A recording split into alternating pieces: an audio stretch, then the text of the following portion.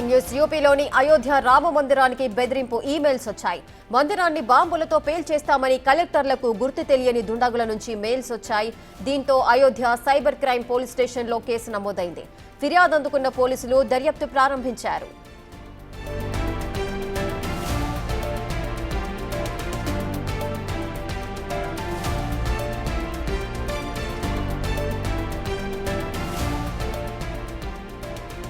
యూపీలోని అయోధ్య రామ మందిరానికి బెదిరింపు ఈమెయిల్స్ వచ్చాయి. దీనికి సంబంధించిన పూర్తి డీటెయిల్స్ మా ప్రతినిధి శివ అందిస్తారు. శివ,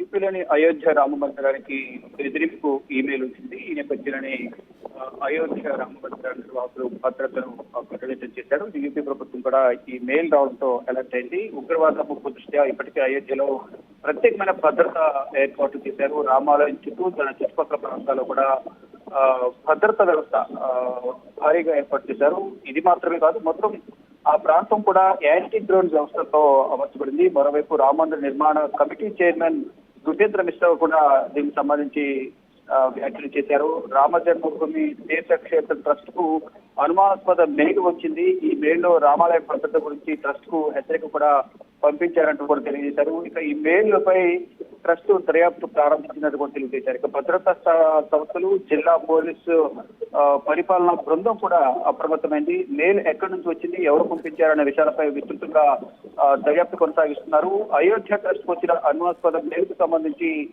ప్రధానంగా ఇప్పటికే దర్యాప్తు కొనసాగిస్తున్నారు. తమిళనాడుకు సంబంధించిన ఒక వ్యక్తి ఈమెయిల్ పంపించినట్లుగా కూడా సమాచారం అయితే అందుతోంది.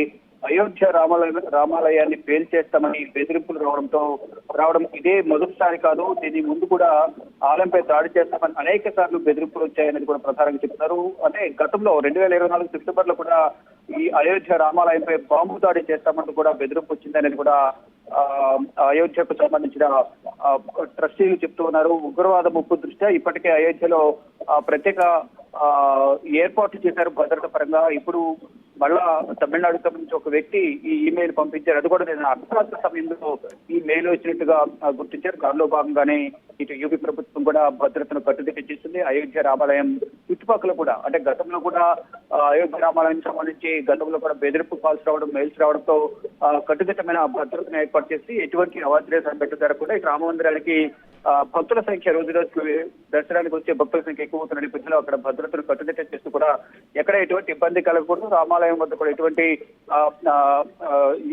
ఘటనలు జరగకుండా ఉండే విధంగా కూడా పటిష్టమైన భద్రత నడుమ ప్రెసిడెంట్ అందరూ కూడా భక్తులందరూ కూడా దర్శనం చేసుకుంటున్నారు. ఎవరైతే తమిళనాడు వ్యక్తి మెయిల్ పంపించారని చెప్తూ ఉన్నారో అతనికి సంబంధించి వివరాలు సేకరిస్తున్నారు.